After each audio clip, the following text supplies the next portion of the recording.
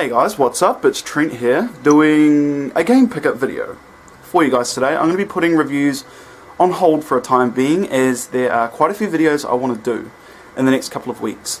And today's video is going to be a pickup video, because I haven't done one in quite some time. And I've picked up a few games just to see me through until I get a PS4. Yes, I am getting a PS4. Why, you may ask? Because The Last of Us Remastered Edition is coming to PS4, that's why. And the other reason why I haven't got one just yet is because I am quite strapped for cash at the moment. I'm broke. And the other reason is because half the games that are coming to it anyway are cross-generation, so you can pick them up on 360 or PS3 anyway. So there's your answer. And before I get started, before anyone points this out, yes, I am drinking from my Elvis cup. If you don't like it, go. Bye. The king says bye. Positivity, people. Positivity. Okay, the first game I have picked up, it's a recent one. I picked it up about 2 days ago. And I was kind of getting sick and tired of waiting for the price to drop. It was horrendously expensive. And I've heard a lot of buzz about this game as well. And I can see where the buzz is coming from. This game is incredible. And I got The Walking Dead. This is the Game of the Year edition. Sorry, couldn't see it, got the light glare. Wait. There we go. Okay, this is the Game of the Year edition, and it comes with the, let's read it, the complete first season plus 400 days. So I like games that have games on top of games, meaning I like DLC on top of the main game. And I can see where the buzz is coming from. This game is incredible. Even though I've only put a few hours into it, I can really see the hype already. I'm getting really excited about this one. I love that instant bond between Lee and Clementine. I think it's just incredible. I would make a comparison here, but I think it's too early since I haven't put too much time into it. But I'm so excited that I got to pick up this game. Finally, I just got sick and tired of waiting for the price to drop, and I was just like, heck, let's just spend the $46, get it over with. And right now it's worth every single penny, so I have no doubt that I will fall in love with this game, no doubt whatsoever. It's sort of like in the same vein as Heavy Rain in a way. You have the options to make decisions based on a time limit, which caught me off guard at several points, and there's innocuous actions there, such as interacting with people, directing the flow of conversation, which is really exciting, which means that every playthrough is going to be different, or depending on your choices, it's going to be different to how other people would play it. So I'm really loving this game at the minute, and yeah, I'm going to play it as soon as I finish this video.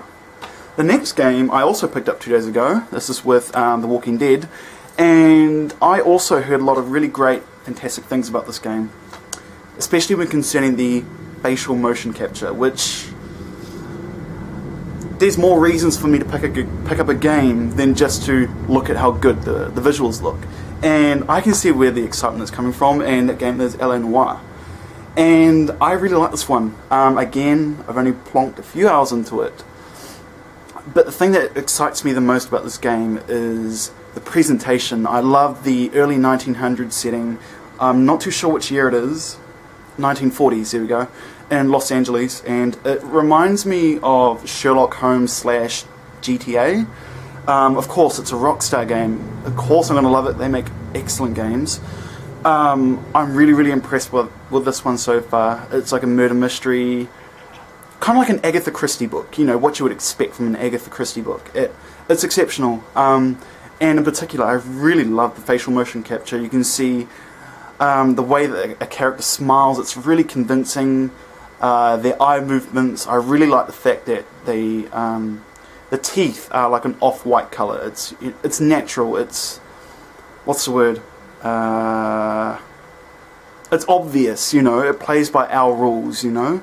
It doesn't toe the line between fantasy and reality. It's pretty much a realistic game. And I'm really loving it at the minute. The story is really convincing and compelling so far. So no doubt I would also really like this game as well. So I'm really happy I got that one. Next game is controversial, because I sold it, which means I did have it a few years ago, but I sold it out of frustration, which isn't fair. You shouldn't really sell a game based out of frustration. But that game is Silent Hill Homecoming. It's not bad. It's not a bad game at all. The combat system is a hell of a lot better. I don't know where the criticism comes into play when reviewing this game. Everyone says with the previous Silent Hill games that they were too clunky and too old, and they sort of fixed the issue in this one. The combat is a lot more friendly and a little bit more understandable this time around, but a lot of people didn't like the combat in this one. And it's quite low on psychological scares, it's more on the obvious scares, the jump scares, you know, the expected scares, which is what turned me off about Homecoming. It's not necessarily bad, but I do think it's one of the weakest Silent Hill games ever. But, you know, I wanted to fill up my Silent Hill collection. It was one of the games that I was missing, so along with this and Book of Memories, which I will not be getting, that'll be it. That will complete my Silent Hill collection, so yeah, stay home. Stay home, don't buy that game, like me. Unless you paid it for $4, like me. Next game, which I didn't know anything about, and I was really excited to play. I really loved the look of it. And that game is Metro Last Light. And this game is based on the what's it called? I'm sure it's got it on the back here. It does. Metro Last Light is inspired by the internationally best-selling novel Metro 2033, written by Dmitry Glukhovsky, whatever. Anyway, this game is sort of like a mix between Bioshock and Fallout. You know, it's a first-person shooter. But what's most compelling about this game, I found, is the little nuances. I really like the fact that it includes a bit of Nazi reference, German, Russian references. The story is quite difficult to grasp. For me personally, I've never read the book, so I didn't know what to expect of this game, but I really like the little nuances that they put through concerning the gameplay and the visuals. I really like the fact that when you explore the wastelands, you have to wear an oxygen mask, and the filter constantly needs to be changed. It's on a bit of a time limit here, and you have to keep switching out the filters, looking for masks and scavenging for items in the wastelands. It was, you know, it's something we expect, but really ever see it adds that sense of realism to the game, which I really found exceptional. And the visuals in this game are absolutely incredible. The wastelands are by far some of my most favourite environments in any video game. It's just simply fantastic. Again, the story is just a little bit too complicated for me to grasp, but it's slowly creeping up on my list to becoming one of my favourite games I've played so far this year. We'll see, we'll see. The next game I've picked up is Hitman Absolution, and I'm quite late on the bandwagon to try this one. I know I'm going to get a lot of people telling me, you just tried this game now. What planet are you living on, Trent? I've only put a few hours into this. I don't know what to say just yet. I will say that it's very different in terms of its tone, in terms of its presentation. It feels more like a Splinter Cell than a Hitman. Yeah, that's all I'm going to say. It's not bad. I really like it so far, but is it me or is it Agent 47 carrying a lot of baggage this time around? Huge emotional baggage, which would interfere in your usual assassination lifestyle. I don't know. I kind of like it so far, but I will... This next game, as soon as I put it in my Xbox disc tray, I wondered what the hell was going on. I didn't know what was going on. I thought it was just like... I don't know, but I figured it was an update. And it was an update for Final Fantasy XI. I know this game's an online game only. Since that update, it took horrendously long for that update. I don't know if it did anything. It wouldn't even let me play the game for some reason. I've yet to go back and try it. I bought it a while back. I don't know. I'm a huge Final Fantasy fan, so no doubt once I get the hang of it, once I figure out how to play it, I'm sure I'll enjoy it. But yeah, it hasn't reached my disc tray since New Year's. I need to learn how to treat my games better, don't I? Horrible. I'm a horrible person. Now these two games, I was so excited when I first played this particular game. My whole train of thought concerning, you know, an IP game changed drastically. And that game I'm talking about is Batman Arkham Asylum. I picked this up last year. I didn't include it in any video, hence I didn't talk about it either. But I'm talking about it now, which is good. I loved this game. I finished it in about a week, and it's the best superhero game I've ever played. It's the best. superhero game I've ever played of all time. It's just incredible. I couldn't put the game down. I finished it in about 5 days. With my crazy schedule is saying something, and oh my god, it was perfection. I couldn't put it down, and naturally I did have to pick up Arkham City. I like Arkham City a lot. I'm about halfway through the game. This one is a little bit different for me. I like it, but the game is so huge. Like, Gotham is so bloody big, and there's so many missions that you can do. It's so easy to get sidetracked. It's a bit like Skyrim. Once you're in the game, you're in the game. Like, you're swimming up shit creek with no paddle, pretty much, but in a good way, because it's highly addictive. But the overabundance of missions for me sort of discombobulated me personally, but I still really like the game anyway. And I got the Steelbook edition because I like things all metallic and shiny. And this came with Catwoman's DLC, aka Selene, which is really amazing as well. I've yet to pick up Robin's DLC.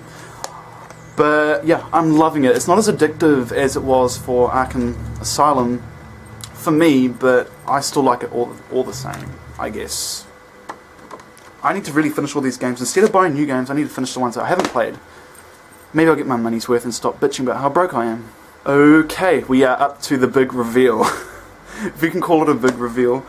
I am such a huge fan of the series. I call it Convergence. It has converted me 100% to believe that games are an art form, without a doubt. I always knew it was an art form, but this just proves it.